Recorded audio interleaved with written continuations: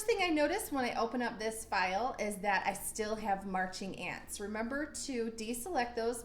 Anytime you have marching ants, that's a selection. So click on the select menu and go none, and those marching ants disappear. All right. And the other thing I noticed about this file is that it was huge. It took me forever to download the 18.2%. So I'm going to go into View, Zoom, and I'm going to just go ahead and set it at 100%. Let's see what happens. Whoa. Can I see that? View, Zoom, Fit Image in Window. Okay. Now I can see it all again, but you can see down here that it's only at 17.5%. Okay. So I'm going to go into Image, Scale Image, and I'm just going to see if I can change the dimensions. Make sure this is locked up, because if it is, then it'll keep the proportions for the width and the height so it doesn't get skewed. Because 300 pixels per inch resolution is a measurement of pixels per inch, and those pixels are their little dots of color, right? And so if you think about an inch about that big, that's saying there's 300 of those little pixels in here. Well, you need to have 300 pixels per inch if you're going to be printing something, okay? But if you're just publishing to an email, Facebook, anything on the web, a website, 72 is the magic number. So I'm just going to go ahead and first I'll change this to 72. And remember to make sure that you have your proportions locked. Lock it. Okay, change that to 72. Hit Tab, and now it's automatically fixed that. Okay, so what it also did is it took my inches and put it into real-time inches. So now that makes more sense that we're in the 72 pixels per inch, which is the resolution that we're going to be seeing on the computer screen. Now it says it's 15 inches by 20 inches. That's a foot plus 3 inches. That's a foot plus 8 inches, right? So that's huge. So now I can go ahead and change this, and let's just go like, I'll do 4 and hit Tab, and it will automatically. So now it's 4 by 5, and that's probably sufficiently big. And I'm going to just scale that now. Whoa, look what happened. Now it's super small. Can you think of why it might be so small on my screen? Well, remember, it was only showing at 17.5%. So that makes sense. Let's go over to View, and let's go ahead and zoom it at 100%. Perfect. Do anything. So since I've made that change, I went in and I saved it and I opened it up, and you can see that now I'm at 1042 kilobytes, which is 1 meg. That's perfect. Another thing that I noticed about this image is that the student had 2 separate selections for the area that was that green hue. Hue is synonymous for color, right? So that green is just subtly different from that one out there. So out of the corner, I also missed this edge right here. Hold down Shift, circle that up. Now that's added. I missed this little spot down here. Hold down Shift. Okay, so now I can also do that same thing over here. Hold down my Shift key and circle that area in there. Perfect. Get that done. Now when I do my colors and I colorize that area, it's going to colorize this little patch between his legs and the background the same. So it'll look just the way you want it to. Then remember, you also have this saturation. Saturation adds color. Desaturation removes it, make it black and white. Okay, and then the other thing I asked you guys to do is to always go into brightness and contrast. With every image that you're ever manipulating in GIMP, or any image you're going to publish, always adjust your contrast. Because look at, you can have your image might be too flat, meaning it doesn't have enough pure whites and pure black contrast, doesn't have that juxtaposition of light and dark. Or you might have a little bit too much contrast, which means you don't have any midtones. You have lots of solid colors there, but you're missing all the beautiful midtones in the middle that make it look three-dimensional and realistic. Once you're done, you have to click None on the Select menu to get rid of your marching ants. Then you can also use that smudging tool. Really try to get rid of that dark shadow there. Then I can kind of smooth this stuff out here. This will help to make it so that you don't have that stark line right against the edge there. The other thing you can do is adjust this opacity tool right here. So if I've got a really high opacity, that means that I'm getting a really intense blurring effect, right? And what if you go, oh, that's just not the effect I'm going for, hit Control Z. You can decrease that opacity, and now the blurring effect is more subtle. Look, need it to have as much of a smudging effect. Just want to smooth it out so those pixels aren't so granulated. Take away the pixels. This is something that you can do when you have an old photograph that you want to touch up. You can use this effect right here. When you take a picture of it and you blow it up, chances are it's going to look pretty pixelated, right? Well, you can just go in and smooth that out, and that won't have that effect anymore. All right, nice blurred effect here along the edges. Gives that a dreamlike state. Excellent color theory. Look at those purple eyes. Beautiful. Nice job. The only thing on this one is that we're missing the original image layer. Remember, you can right click on the layer and you can duplicate it. So you would have wanted to have done that first with your original, double clicked on there, put original, hit enter to save the name, and then you would lock it so that there wouldn't be any changes made to it, and just go ahead and hide it. And you would only be doing your work in this layer right here. Just wanted to make a note about naming. This student had originally named this file the Snaky Snake, which would be a great name for it. You just want to make sure that you have your first name. So like if it was me, I'd say Rachel Girot, the Snaky Snake. And that would be a perfect name. Although I did suggest Rachel Girot Proj1 colorization, you don't have to go with Proj1 colorization. You can certainly give it the name that it deserves, and this definitely deserves the Snaky Snake. This is a really fun one. Original image here, and notice first of all that I've got the selection on there. So I'm gonna go select none. Make sure you guys do that before you save them and turn them in. And it looks a little flat to me. Like when I say flat, I mean I've got a lot of just mid-tones, and I'm not getting a lot of pure blacks and pure whites that gives that pop effect. So I'm going to select all, and you can't see the marching ants because this isn't quite fit to the window. So I'm going to go view, zoom, and I'll fit this image to the window. Now you can see the marching ants showing that this entire image is selected. Layers, good job on duplicating the layer. Make sure that you're working in the correct layer. I've got the whole thing selected, and now I'm going to go colors, brightness, and contrast, and I'm just gonna start working on that contrast. And you can see right away, look at that, boom. I love contrast. But you also wanna make sure that you're not losing your detail around the wheel, because you'll notice that if I start increasing it too much, now I can't see any details. The nice thing about this is that you've got a preview window, so you can uncheck that and see where it was before and then where it is after. Okay, so I'm loving the fact that I've got more contrast now. The part that I'm not so crazy about is that inside of this driver window, I'm still not seeing any pure blacks. So I'm going to zoom in on the window part, and I'm going to just select the window. So I'm going to use my lasso tool. I don't think that, oops, there's my start point.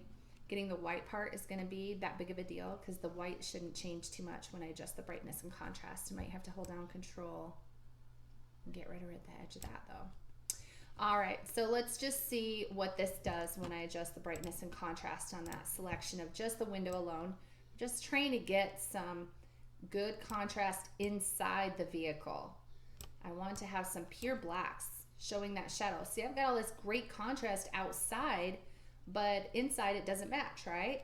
So I want to try to get that to match. So do you think that looks a little bit better? A little more contrast? I love it, personally. I kind of like the way he just kind of pops out. So that makes me go, oh, great. Now I did that window, but this window over here. So I'm going to go select none, and I grab my lasso tool. And now I'm going to go ahead and lasso. Let's just go ahead and lasso around both of these.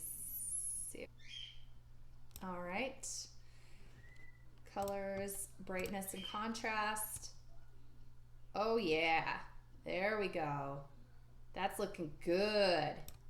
Are we going to click OK?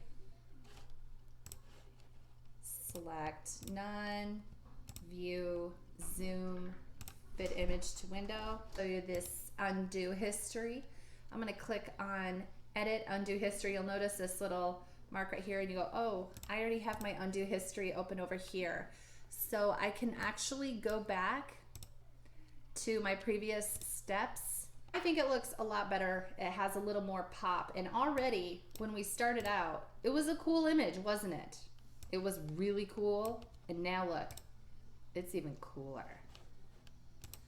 I think another thing that I probably would have done to enhance this image is I would have gone in and selected just the roadway, and I would have really intensified the contrast so that I was getting awesome skid marks down here.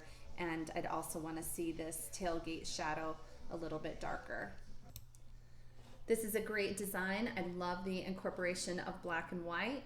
You can see that this student colorized several different areas. Awesome. Who doesn't love a cute little billy goat? Awesome waterfall. Love the surreal effect. Let's just see what happens if we add some contrast to it. You might not like that better. It's totally your interpretation. You know, I'm not saying that one way or another, ooh, is good or bad. Look what happens. You get some more colors in there. Nice landscape shot. Very cool leopard. Of course, you probably know what I'm thinking already. I want those spots to pop, right? Yeah.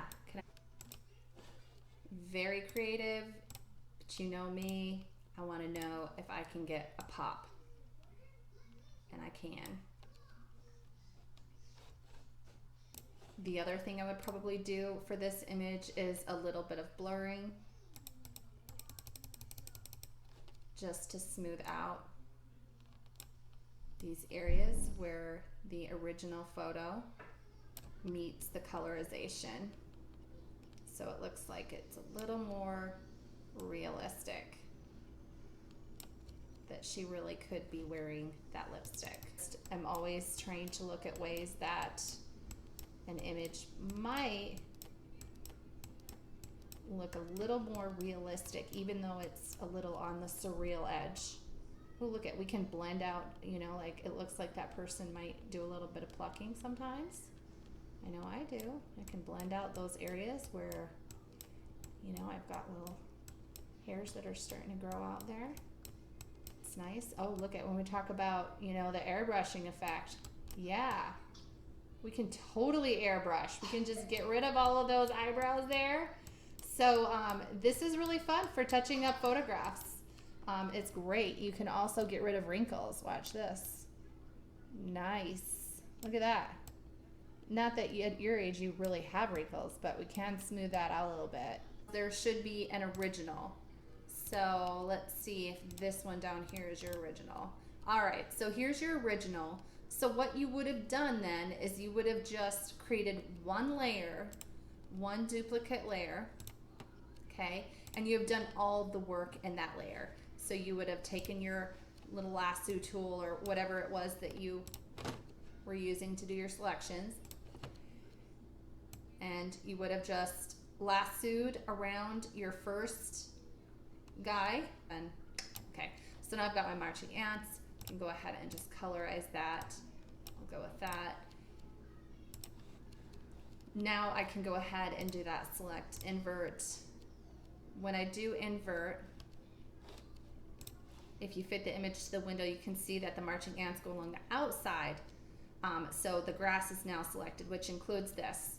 So I want to do the grass, but I'm also going to deselect this bear here. So I'm going to hit Control because I want to subtract. Whoops. That's the one thing you have to watch out for. You have to make sure you have the right tool selected. Let me get my lasso. Hold down Control. Now I can lasso this other bear. In essence, I'm pulling this other bear out of the grass selection. So now I have all the grass selected and neither of the bears are selected. I can go to Colorize and I can change that one. Okay, so now I can go ahead and do select invert again, and now I've got my bear selected, but this time I only want this one, so I'm gonna hold down Control. Whoops, remember, you have to grab your lasso tool. It doesn't change the controls for you, so don't rush. Think it through. Hold down Control, and now I can just subtract this other bear. And now I only have this bear. Go to Colorize, and whatever hue you want to make that one. Click OK. Okay, make sure you hit Select None. Now select all. Colors, brightness and contrast. Go over here and play with your brightness and contrast and give me that visual snap. Okay, so you have all of your work in the one layer. You want to name that your original layer here, and you want to lock that and just hide it. So you would only be submitting just this layer that has your work. A transformation layer, you can name it whatever you want, and your original layer. Having fun with this leopard. Is that leopard or cheetah? Shoot, I don't even know the difference. Beautiful little doggy. Green colorization. The only thing is the requirements were to have 3 different colorizations, so I need another hue, another color in that one. Okay, I have this lovely image of a dandelion. Looks like the dandelion has been colorized and things have been lightened up quite a bit. This is a student who is attempting to use a different program. A note on that, I never mind if you use a different program. We are here to use the Adobe Photoshop program, and GIMP is the free version of that. It's just kind of an industry standard. Other programs, if you want to, just remember that you do have to fulfill the rubrics and you will have to show me evidence of using layers. Okay, next we've got a student who has used a filter. You can imagine what the original image looked like. This one is missing that original image. It would be nice to be able to compare there. So make sure, students, that you are creating that duplicate layer.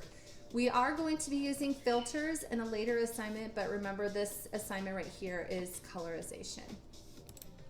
This is a very lovely piece. Look at that from the original. That's great. Love it. Beautiful job. And I think that this kind of reminds me of what is the point of taking an original and working on it. It's to improve it, isn't it? And this is a great example of that happening.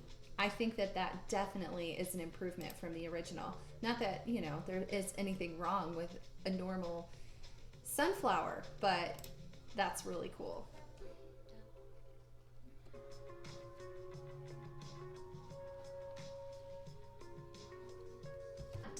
We might be able to use that smudge tool a little bit here around the lips, just to smooth that out so that it doesn't have quite the sharp edge that it has right now.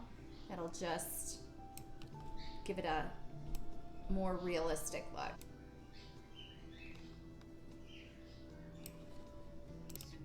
All right, I've got a perfect example of a student who is actually using Adobe Photoshop. Adobe Photoshop is the basic program that is used across the industry, so that's awesome that this student has it. It's not a free program, so we're using GIMP instead. But if you do have Adobe Photoshop, by all means use it. Everything that we do in the class, you'll be able to essentially figure out how to do all of those same things using this program. You can see on the left hand side all of the same tools over here.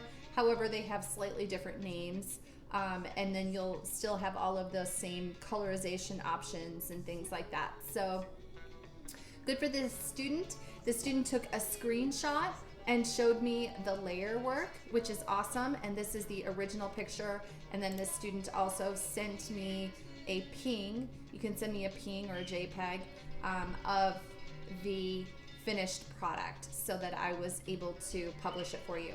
So that's all of the work that I have received so far.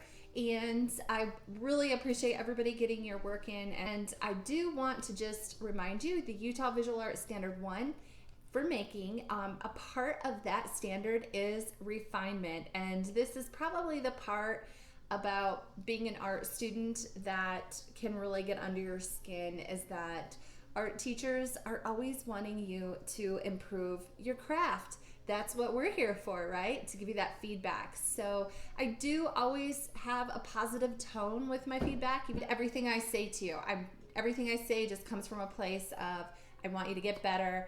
And so try not to be offended by my feedback. I'm not trying to offend anybody or tell you that you're not doing great. I just always am looking for ways that you can improve, because we all have room for improvement no matter where we're at. So you're going to read the feedback I gave in your gradebook. Do you remember how to check your gradebook? You click on grades, and you will know that I have graded your work when you see a comment there.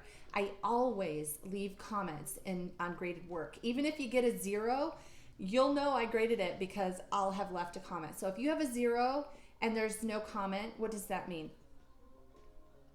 It means I have not graded it, okay? So wait to see the comment and then you'll know it's been graded.